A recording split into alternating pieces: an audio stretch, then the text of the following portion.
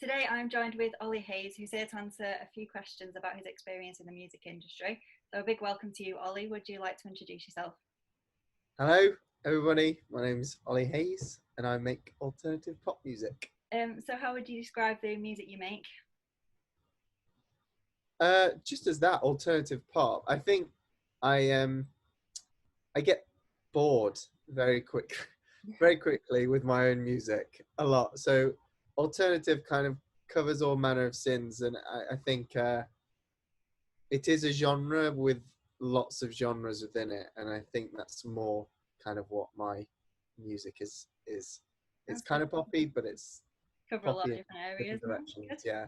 Yeah, no, sounds good. So what inspired you to start creating your own music? What inspired me? Well, I've done it for a long time, really. Now, the real reason that I put this out was because it was supposed to be out in April. It was supposed to be out a long time ago, um, and then Corona. But like as with every single conversation anyone ever has, ever. Um, but I I I I I thought that this was when we were doing when I produced, because I produced it before I went to the studio with it. So when I produced it, it was just like a bit of a nothing, really. But when we were doing it in the studio and we were talking about it, it's like, well, no one else is really making that kind of music at the minute that I can hear. I've not really heard anything else like Dealing with a Broken Heart. I could be completely wrong, but when we were doing it, it was like felt very original, and I couldn't recreate it. So although I'm not answering your question directly because I don't really know why I started writing music, other than I guess as a form of like therapy. The way that I write, I don't really write from. I'm not very good at making stuff up. So a lot of my stuff is autobiographical or things that have actually happened, not necessarily to me all the time, but like there's a line in it about the Sainsbury's. This shows how unoriginal I am. The Sainsbury's line was literally written because I was sat in a Sainsbury's Cool. car park, and it just worked. So yeah, that's a roundabout way of answering nothing, but lots of different kind of answers to it. That's a good answer. It's interesting to know that you come up with your lyrics in sort of different areas as well. With you saying you were sat in the Sainsbury's car park. So no. Well, actually, if you want to go down that tangent, what I did with can I say that? Probably. So the way that I've written recently is like I've got a few songs that I've worked on and a few songs that uh, I have. Um, and what I did was some of them were written like half written a long time ago, and I finished off them by going to the same place where they started. And what was very interesting is there's about 3 locations that this is Dealing with a Broken Heart as a thing was written in about 3 different places. And it's interesting that where they came from and the scenery around it.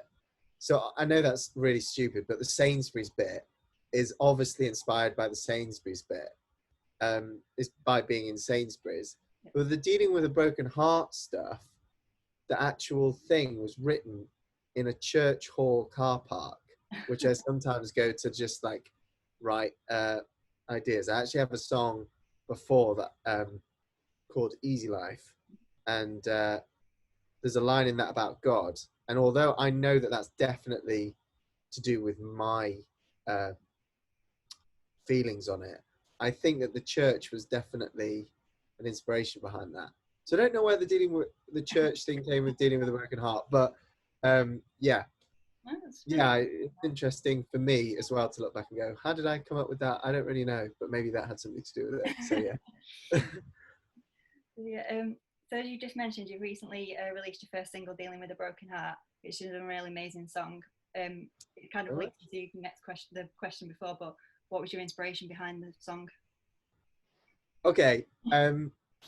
When I watch bands and artists, I always feel like there's a bit of a a mystery around songs and how songs come about. So actually, what I was thinking about starting was like a podcast to talk about that, but that's another thing. But what I'm going to do now is try and be as on the nose as what I did with it, so that people, if they are interested, know exactly how it happened. So that song, Dealing with a Broken Heart, was a voice memo of me going, ooh, ooh, and it started with this backwards synth thing that was like, oh, this feels very alien. This doesn't feel very normal. So wah, wah, and then I did the ooh sample from something I had previously over the top. And was like, hey presto, that worked. And then it sat on my computer for about 2 months of a loop of me going ooh, ooh. It's ridiculous. So I just came to it one day. I was like, unless you apply yourself, this is just going to be a really irritating second thing. So then I was like, okay. I sat at the keyboard. I was like, because it didn't have chords as well. In the loop, sometimes loops like suggest a chord structure, whereas this was just very much like a wah, wah, and that was it. So then I had to put the chords to it. It's like, oh, this chord progression. So it's like the da, ba, la, da, la, la, la, la. It's like, oh wow, I really like that. And so that was the next thing. And then that again sat on that for ages, and I mean ages. And then I was listening to Kanye West's gospel album, the Jesus is King one. Yeah, Jesus is King last year. And there's the track at the start that's like, every minute. And I just fell in love with, I've always been a big fan of gospel music, I must say, and the way it makes you feel. But when I like heard the choir, it's like, oh, put the choir in. So I put the choir into the thing. And then for some unknown reason, rather than just going to the verse, I just started hitting stuff. So then the drums kind of came in. But then this is why the song's such like a bizarre juxtaposition of things, because it's like started off as a loop, then became a gospel song. Then for no apparent reason there was drums in it, and then all of that disappears to go to a different chord progression on the piano. So basically, it took forever to get to the first verse, and then from the first verse to the end of the song, it just wrote itself, and it really was very quick. I've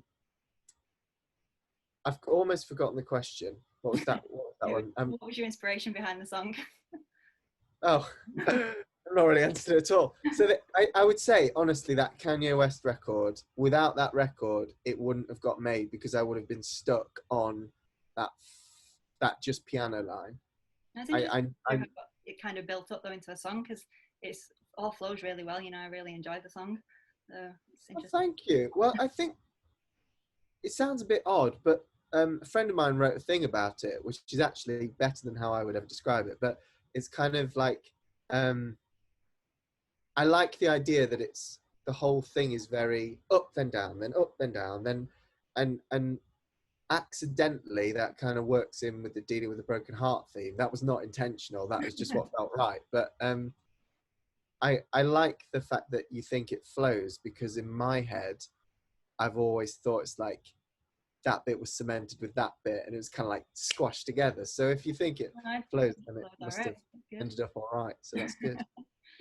Hey. So you started your solo career during the lockdown period. Do you feel this has made any impact into the progress that it took to release or create the music? The release, yes, because it was ready to go. End of March, start of April, and the plan was to have it out in April. But what lockdown has done for me is like really allow me to write like properly. Those first 3 weeks, yeah, where everyone was like, I'm never going to see anyone ever again, this is the worst thing. It's like, oh, it's okay, but it's only 3 weeks. And then it was like, well, it's 3 weeks more.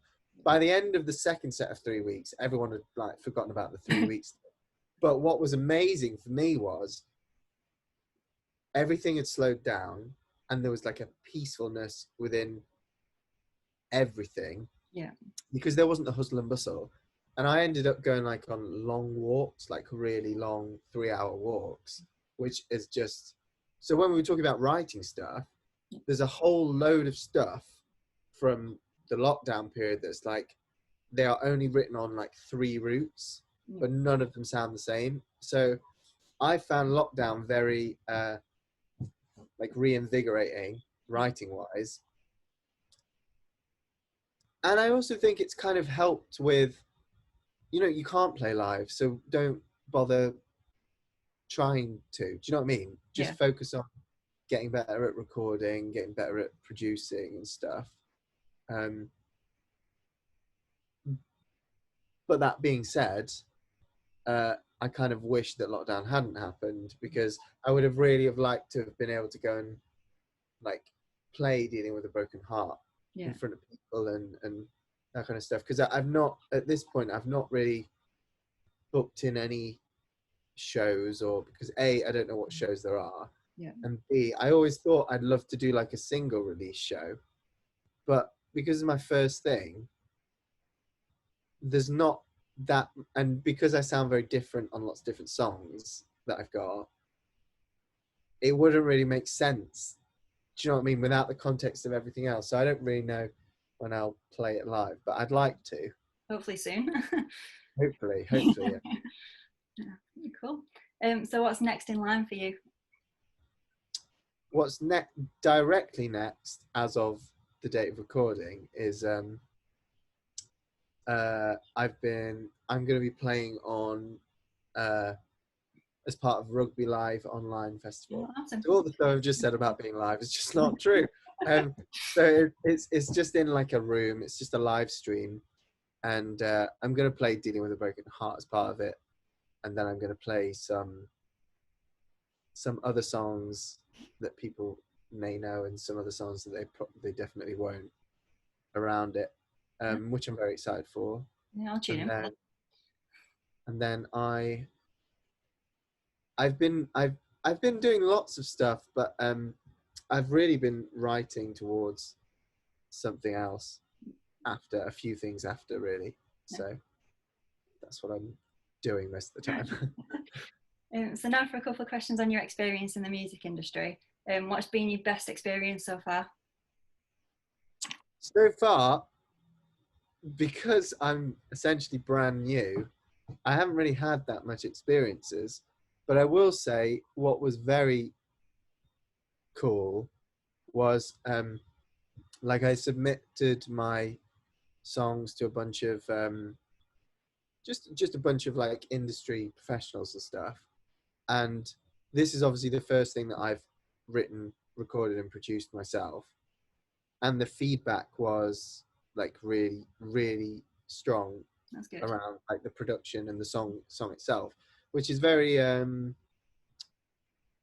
the opposite of disheartening. It's very good. I know that's a really rubbish word, but it made me feel really good and justified my process. And it's like, oh, actually, maybe I can do this. Maybe I can produce records on my own. And that's something as well. I don't know if this is going on tangent again, but I found that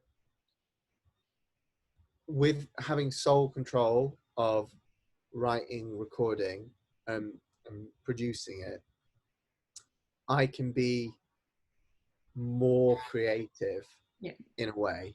If you're writing it and then giving it over to someone else, I kind of like it being in-house, I think. So you have more like input into it. Yeah, I think I'm a bit paranoid. Not paranoid.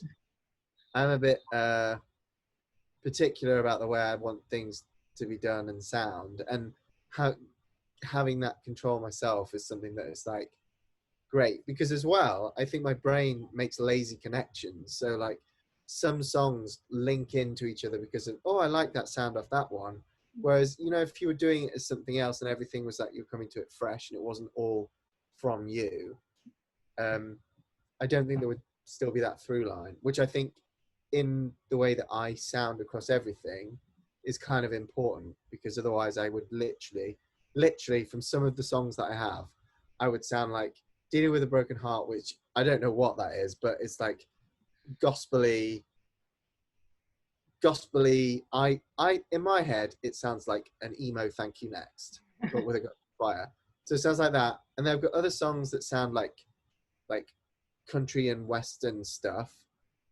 Then I've got other ones that sound like actually classical, like orchestral pieces. So if I didn't have those through lines, I don't think I could justify being one artist, I think. It still appeals to a lot of different people as well, your music, who like different like genres of music. So that sounds good. Well, I hope so. I hope so. Yeah, I mean, yeah, I do hope that I can, lots of different people can like one thing and another thing, and hopefully that is a gateway to my whole collection, rather than just, oh, I like that song but the rest of it's rubbish. And I think because they sound so different, that's something, going back to the writing thing, I don't really finish a song unless it has character. Yeah. Has like that's that one. So yeah, I'm waffling a bit. I'm trying to think what I've said, but yeah, I'll say yeah, and that point then. So just on the like kind of flip side of that, what's been your worst experience so far within the music industry?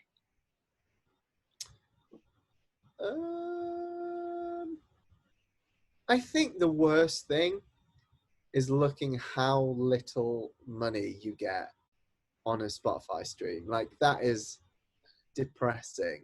But as I was having this conversation, I buy my music. Yeah. So I'm a bit old school. I don't know why. I'm a bit like that as well. I like the physical copies as well. Yeah. So I'm kind of a bit removed from streaming personally. But you pay for an album once and that's it for the rest of the time. Whereas streaming, you know, in 10 years, someone could be listening to that. Do you know what I mean? So there is more. The idea is good, because once you buy a record, you have it for the rest of your life, or you throw it away. So with streaming, you actually earn money for the rest of your life. Although it's a tiny bit of money now, over the course of however long, it could be, I don't know, 100,000 essentially. But I think that's the worst thing about it. I was actually on Twitter the other day, and I was reading Gabriella Applin was having an argument with a random man about royalties and stuff. And it is kind of bad that, you know, 0.0026p is split between an artist and all of the writers. And I think that's the case. I might be saying the wrong thing, but I think that's the worst thing. I wish there was a bit more like leveling out with it, because it devalued. I feel that music is devalued, for me anyway, in every sense of the word. Like, I think that you're a fan of the 1975 from memory. I've not really heard their music before. You haven't? No, no. That's going to look like a right Wally. Well, like, they just put out a 22-track album during lockdown, and 22 songs is so much money, time, and effort. And obviously, because of the nature of like the world is so instant and we move on so quickly, it's kind of over. And we're in what, July? It came out in May, the end of May. So, and I think a lot of that is to do with like streaming and what have you. Like, okay, Corona's messed things up, but still, I don't know. I don't really know what I'm saying with this point. I just don't think that the people get paid enough for streaming. No, it's understandable. So, kind of tying into that, how do you feel the internet has impacted the music business? Well, like everything with the internet, it's really positive and really negative in the same way. I think the idea that your music can be heard by billions of people is amazing. But then that also brings with it like as an artist, as an independent artist, you've got to think of um, content. Always got to have content. Yeah. You've always got to be do you know what I mean, trying to advertise yourself, always constantly kind of have an eye on your phone and social media to keep people up to date on what you're doing, just so that you're keeping people up to date. Yeah. Kind of thing. And I don't think I'm that bad with like every second of every day there's something happening, because I don't post like unless there's a purpose really. Yeah. But I do think that there's the amount of time you spend getting stuff ready for like online and for people online takes away from writing, takes away from producing, takes away from rehearsing in some cases. So yeah. Good. And if you could change anything about the industry, what would it be? I don't know. I kind of like it, and I know it sounds really negative, but I think I'm a bit, I don't know, removed from it in a way, because I always feel like I'm not in it. I don't feel like I'm in the industry, but I guess if you were to look in at me, then technically if I put music out, then I'm part of the music industry. But was it the best thing about the industry? Change anything. I would change anything.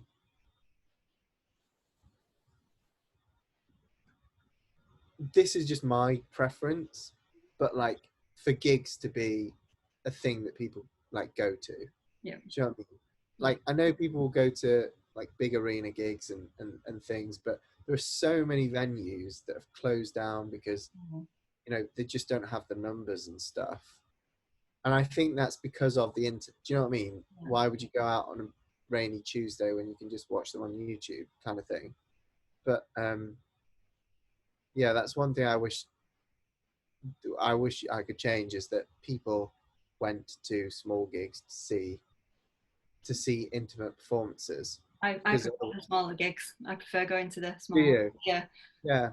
I think there's just more of an atmosphere, don't you? You know, when you're even in an arena, well, I guess arena's still quite big, but an arena you can be quite far away really from the action, whereas at least like in a small, there's a pub, a venue like near to where I rehearse, called the Vic Inn, and that's closed down, I think.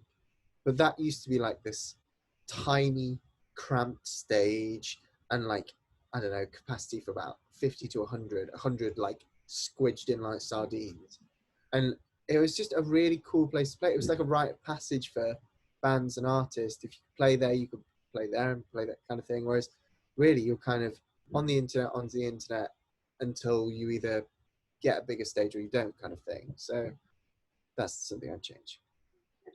And if you were given the opportunity to collaborate with anybody, who would it be and why? Who would it be and why?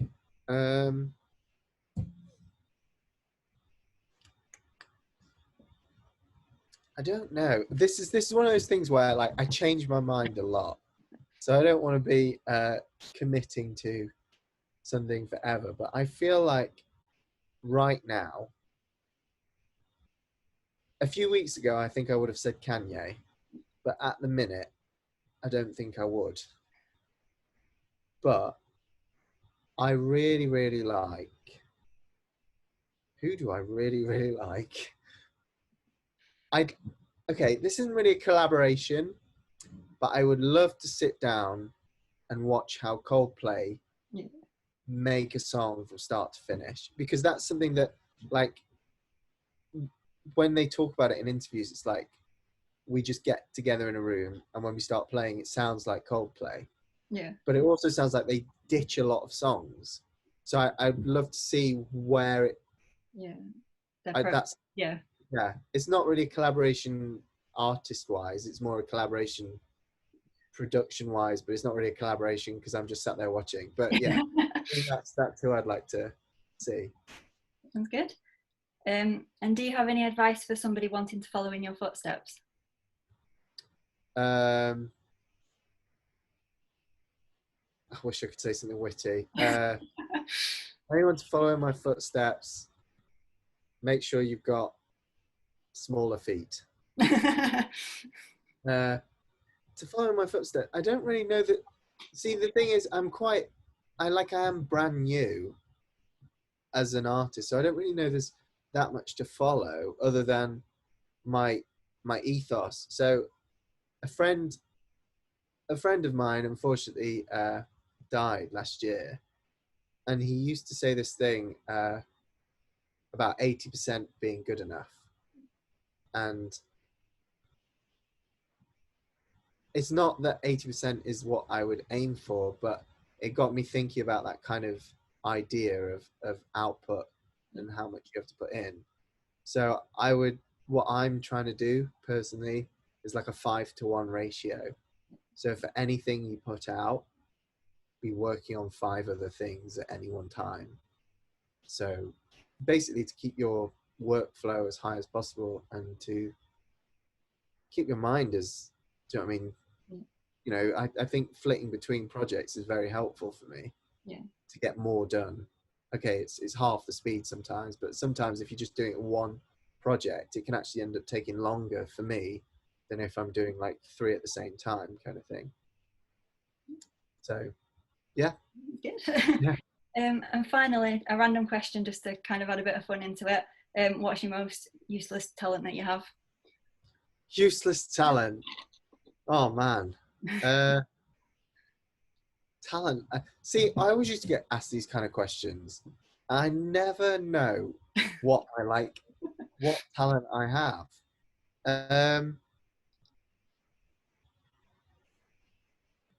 You've really put me on the spot here. I need to think. I really need to think. The most useless talent I have. See, I just don't think I'm that talented. I can't think of anything. I can. I just can't think. I literally can't think of anything that I can do. Talent.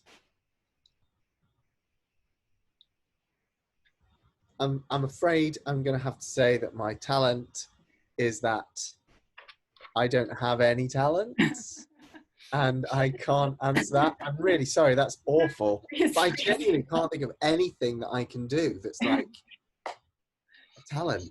What am I? What am I? I'm actually just trying to think of mine now as well, and I don't probably. It's a really difficult question, isn't it?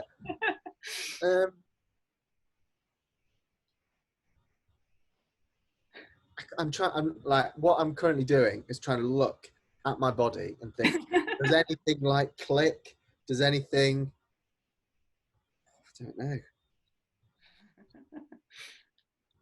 My claim to fame, which is not a talent, I don't think, but I saw Rob Brydon twice and shook his hand in London on the same day, and he remembered me the second time.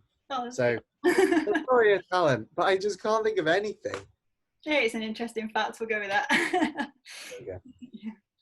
Okay, well, a massive thank you for taking part in the video. And if anyone wants to check out Ollie's music, I'll leave all the links in the description below. And don't forget to go ahead and download Dealing with a Broken Heart. So thanks very much, Ollie. Thank you very much.